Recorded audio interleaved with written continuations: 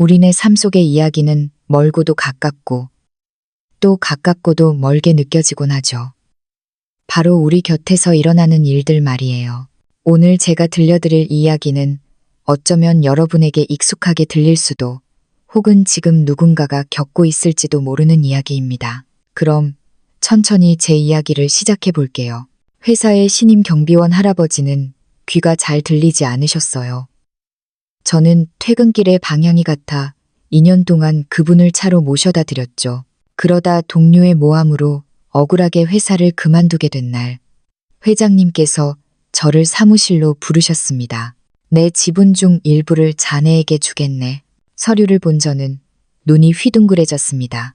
하루아침에 경제적 자유를 얻게 된 거죠. 그날 저는 3년 가까이 쓴 낡은 에코백을 메고 퇴근 카드를 찍은 뒤 회사 정문으로 향하고 있었습니다. 가을바람이 제법 쌀쌀하게 불어오던 저녁 무렵이었죠. 저도 모르게 옷깃을 여미며 정문을 나서는데 경비실 앞에 낯선 할아버지 한 분이 서 계신 게 보였습니다. 저는 이 회사에서 5년 가까이 일했습니다. 예전 경비원은 김씨 할아버지셨는데 지난달에 손주를 돌보러 고향에 내려가신다는 소식을 들었죠. 이렇게 빨리 후임이 올 줄은 몰랐습니다. 새로 오신 할아버지는 얼핏 봐도 60대 중반은 넘어 보이셨어요. 반백이 된 머리카락을 단정하게 빗어 넘기셨지만 입고 계신 경비복 소매 끝단에는 왠지 모를 하얀 마모 자국이 남아 있었습니다. 어쩌면 공장에서 나올 때부터 잘못된 옷이거나 누군가 입던 옷을 물려받은 듯 했죠. 할아버지의 손에는 글씨가 다 지워져 잘 보이지도 않는 낡은 보온병이 들려 있었습니다. 할아버지는 경비실 앞에서 목을 길게 빼고 도로 건너편을 하염없이 바라보고 계셨습니다. 마치 누군가 혹은 무언가를 애타게 기다리는 것처럼요. 저는 그냥 지나치려다 힐끗 뒤를 돌아보았습니다. 날은 이미 어둑어둑해졌고 도로 위를 달리는 차들이 일으키는 바람은 점점 거세지고 있었죠. 바람에 할아버지의 몸이 휘청이는 것 같았습니다. 이 시간엔 버스 배차 간격도 길 텐데 저 연세에 찬 바람을 맞으며 서 계시는 건 좀 아닌 것 같은데 잠시 고민하던 저는 결국 발길을 돌려 할아버지께 다가가 웃으며 말을 건넸습니다. 어르신, 버스 기다리세요. 대답이 없으셨습니다. 할아버지는 여전히 도로 건너편만 뚫어져라 보고 계셨죠. 아차 싶었습니다. 귀가 잘 안 들리시는구나. 저는 목소리 톤을 높여 다시 한번 여쭤봤습니다. 어르신, 혹시 버스 기다리시는 거냐고요. 그제야 할아버지는 깜짝 놀라며 고개를 돌리셨습니다. 누군가 말을 걸 줄 몰랐다는 듯 눈을 크게 뜨시더니 귀를 제 쪽으로 가까이 대며 약간 쉰 목소리로 물으셨습니다. 아가씨, 뭐라고 했어? 내 귀가 좀 어두워서 잘 안 들려. 저는 목소리를 더 키우고 천천히 또박또박 말씀드렸습니다. 어르신, 집에 가려고 버스 기다리시는 거냐고 여쭤봤어요. 할아버지는 그제야 알아듣고는 쑥스러운 듯 웃으며 손을 내저으셨습니다. 아이고, 그래, 맞아. 302번 버스를 기다리는데 20분이 넘도록 코빼기도 안 보이네. 건너편 정류장을 보니 서너 명의 사람들이 추위에 떨며 목을 움츠리고 있었습니다. 할아버지가 쥐고 있는 보온병 쥔 손이 더 꽉 쥐어지는 게 보였고 입술은 파랗게 질려 있었죠. 마음이 짠해졌습니다. 제 집은 앞쪽에 있는 행복동인데 차로 가면 10분이면 도착하는 거리였거든요. 어르신, 댁이 어느 동네세요? 제가 차를 가져왔는데 가는 길이면 모셔다 드릴게요. 여기서 떨지 마시고요. 할아버지의 눈이 반짝였지만 이내 손사래를 치셨습니다. 아니야. 아가씨한테 패 끼치면 안 되지. 기다리면 곧 오겠지. 얼른 퇴근해. 그 정중하고 사양하는 태도에 저는 미소를 지으며 재차 권했습니다. 전혀 안 바빠요. 날씨도 이렇게 추운데 계속 기다리시다. 감기라도 들면 어쩌시게요. 주소만 말씀해 보세요. 방향 안 맞으면 그때 버스 기다리셔도 되잖아요. 할아버지는 보온병을 만지작거리며 한참을 망설이다가 작은 목소리로 말씀하셨습니다. 나 저기 행복 아파트 사는데 혹시 가는 길인가? 안 맞으면 정말 괜찮아. 행복 아파트라니. 저는 속으로 쾌재를 불렀습니다. 제가 집에 가려면 무조건 지나가야 하는 곳이었으니까요. 어머, 너무 잘 됐네요. 저 집에 가려면 행복 아파트 정문 지나가야 해요. 얼른 타세요, 어르신.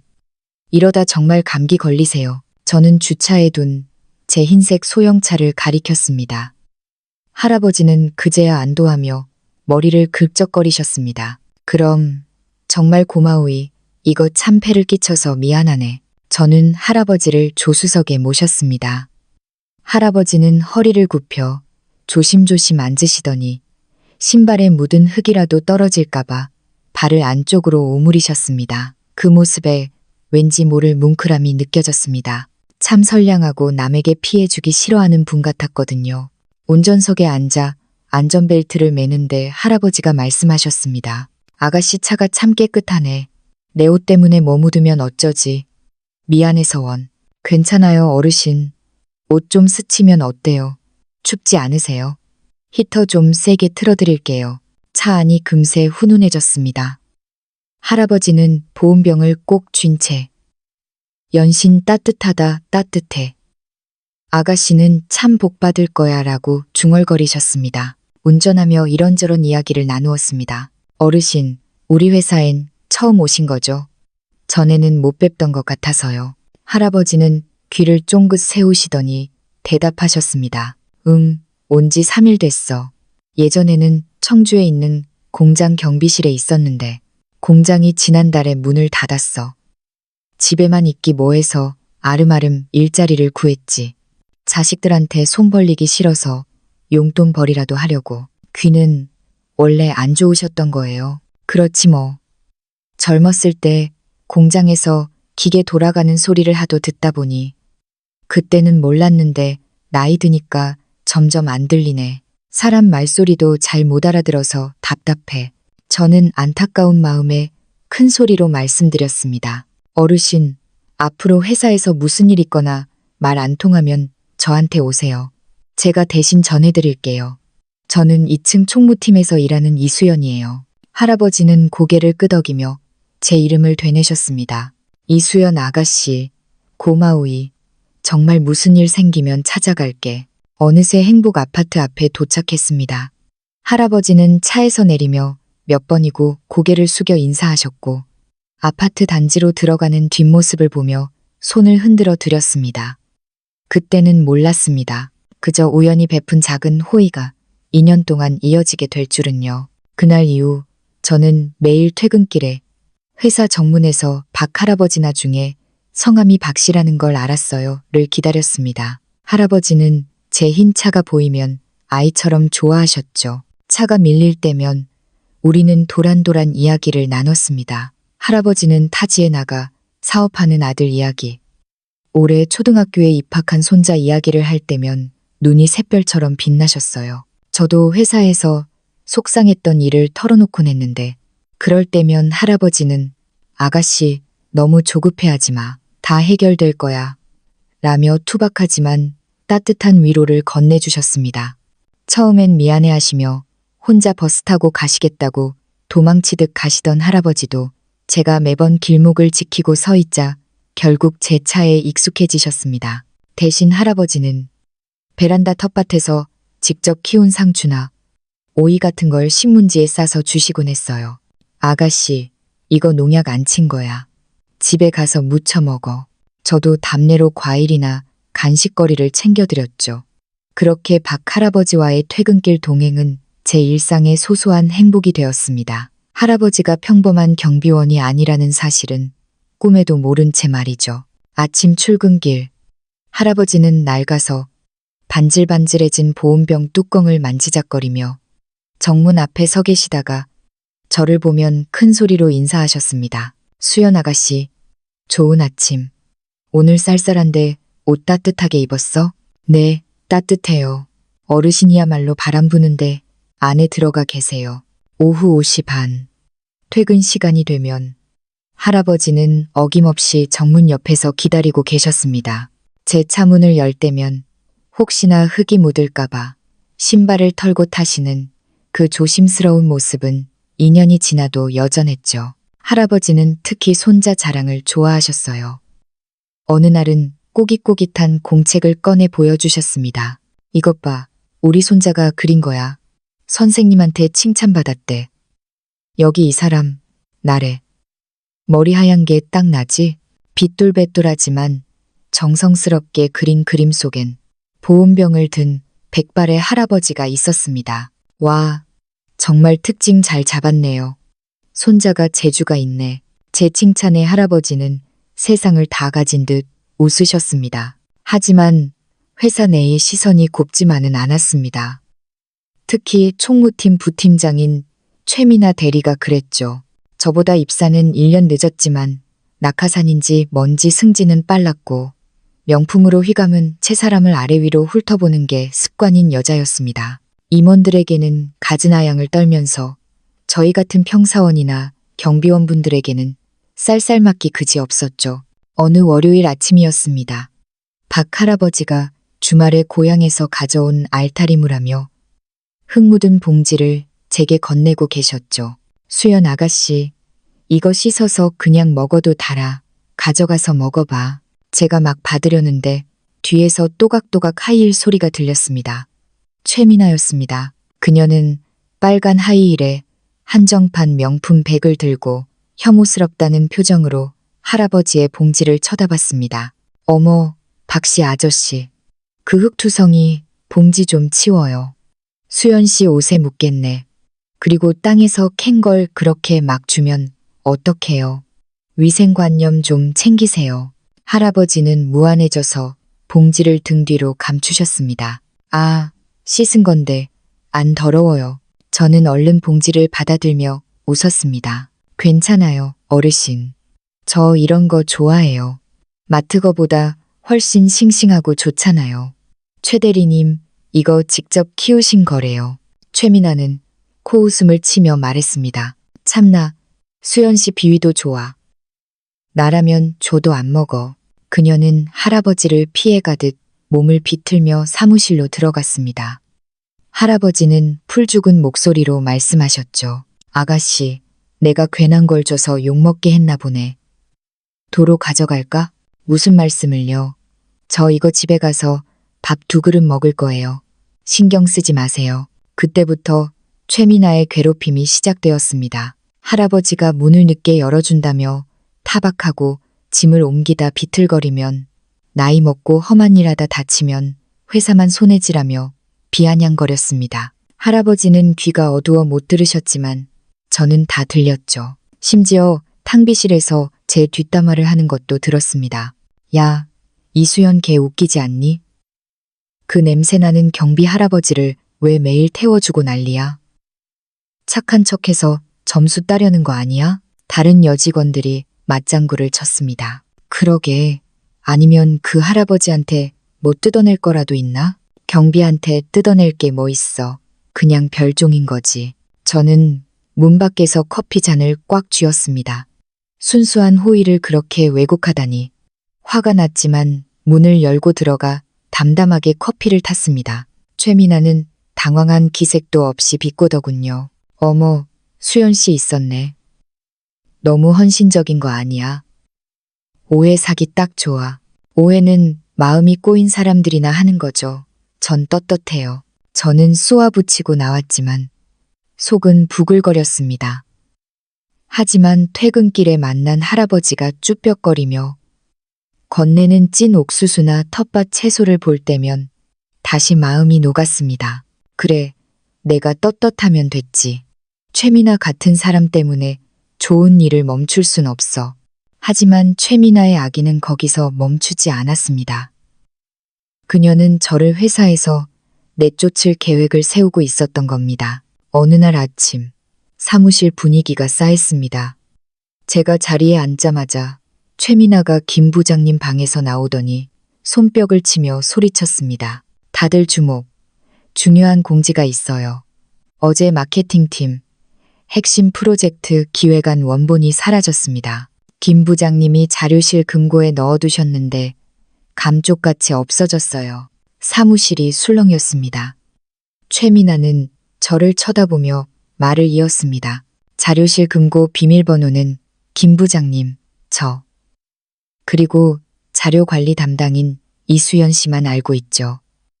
그런데 저는 어제 외근이었고 김 부장님은 일찍 퇴근하셨어요. 남은 건 누구죠? 모든 시선이 제게 꽂혔습니다.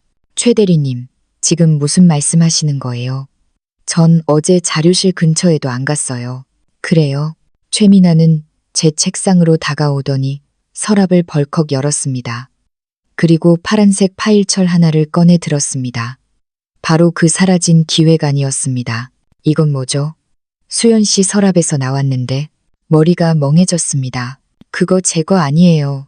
누군가 몰래 넣어둔 거예요. 하지만 동료들은 최민아의 눈치를 보며 어제 수연 씨가 늦게까지 남아서 서랍 정리하는 걸 봤다는 둔거짓 증언을 했습니다. 김 부장님은 저를 방으로 부르셨습니다. 이수연 씨, 정말 실망이야. 회사 기밀을 빼돌리려 하다니. 5년 근속이고 뭐고 이건 형사 고발감이야. 조용히 사직서 쓰고 나가. 안 그러면 업계에 발도 못 붙이게 할 테니까. 아무리 결백을 주장해도 소용없었습니다. 이미 판은 짜여 있었으니까요. 저는 억울함에 눈물을 삼키며 짐을 쌌습니다. 3년 쓴 낡은 캔버스 백에 짐을 챙겨 나오는데 최민아가 비웃으며 사직서를 내밀었습니다. 진작 좀 잘하지 그랬어. 주제 파악 좀 하고 살라고. 저는 대꾸할 가치도 없어 사직서에 서명하고 회사를 나왔습니다. 정문에는 여느 때처럼 박 할아버지가 서 계셨습니다. 평소보다 이른 시간에 나온 저를 보고 놀라 다가오셨습니다. 아가씨, 왜 이렇게 일찍 나왔어? 어디 아파? 표정이 왜 그래? 할아버지의 걱정스러운 눈빛을 보자 참았던 눈물이 터져 나왔습니다. 어르신, 흙 저 잘렸어요. 이제 어르신 모셔다 드리지 못해요. 할아버지는 깜짝 놀라 주머니에서 꼬깃 탄 휴지를 꺼내주셨습니다. 아니, 누가 우리 착한 아가씨를 괴롭혔어. 말해봐, 내가 혼내줄게. 저는 고개를 저으며 아니에요, 건강하세요. 라는 말만 남기고 도망치듯 버스 정류장으로 향했습니다. 뒤에서 할아버지가 멍하니 서 계시는 게 느껴졌지만 돌아볼 수 없었습니다. 버스 정류장에 멍하니 서 있는데 모르는 번호로 전화가 왔습니다. 여보세요. 안녕하세요. 이수연 씨 되십니까? 여기는 회장 비서실입니다. 강 비서라고 합니다.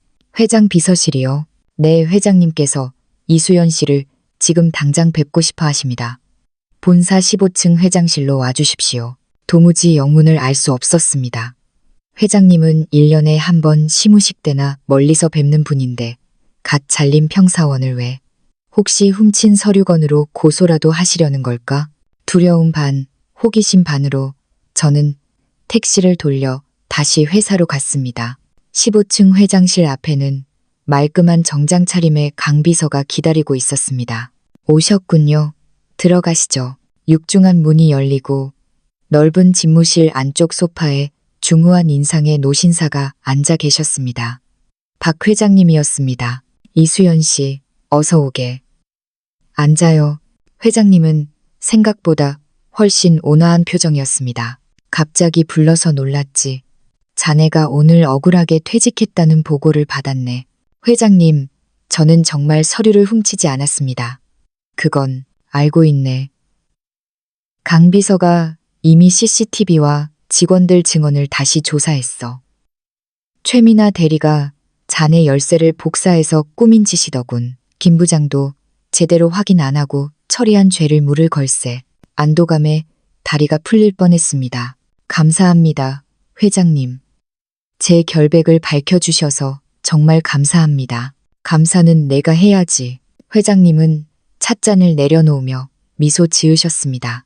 자네, 우리 아버지랑 아주 친하다며? 네, 아버님이요? 매일 퇴근길에 태워다 드리는 그 경비원 박씨 말일세. 그분이 바로 내 아버지야. 네? 저는 너무 놀라들고 있던 가방을 떨어뜨릴 뻔했습니다. 그 낡은 경비복, 닦아진 보온병, 텃밭 채소를 주시던 그 박 할아버지가 이 그룹 회장님의 아버지라고요. 아버지가 워낙 집에 있는 걸 답답해 하셔서 소일거리라도 하시겠다고 고집을 부리셨지. 신분 숨기고 일하고 싶다고 하셔서 나도 어쩔 수 없이 허락해드렸는데 자네 덕분에 지난 2년이 아주 즐거우셨다고 하더군. 손자 자랑 들어주는 사람도 자네밖에 없다면서 머릿속이 하얘졌습니다. 회장님은 책상 위에 있던 서류 봉투를 제게 내미셨습니다. 이건 내 마음일세. 우리 아버지를 친딸처럼 챙겨준 보답이야. 떨리는 손으로 서류를 열어보니 주식 양도 계약서가 들어 있었습니다. 회사 지분 3%. 회장님, 이게 뭐죠? 우리 회사 주식 3%일세. 현재 가치로 따지면 대략 150억 원 정도 될 거야. 150억이요? 숨이 턱 막혔습니다. 평생 만져보지도 못할 천문학적인 액수였습니다. 이걸 제가 어떻게 받아요? 말도 안 됩니다. 전 그냥 가는 길에 모셔다 드린 것뿐이에요. 아니네.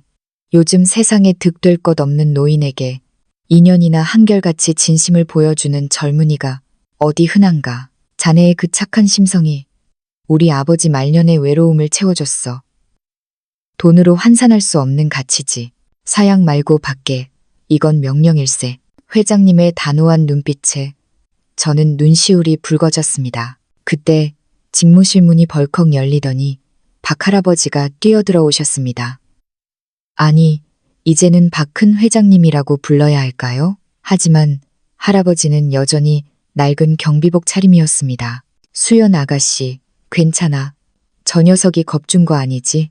할아버지는 아들인 회장님을 저 녀석이라 부르며 제 안위를 살피셨습니다.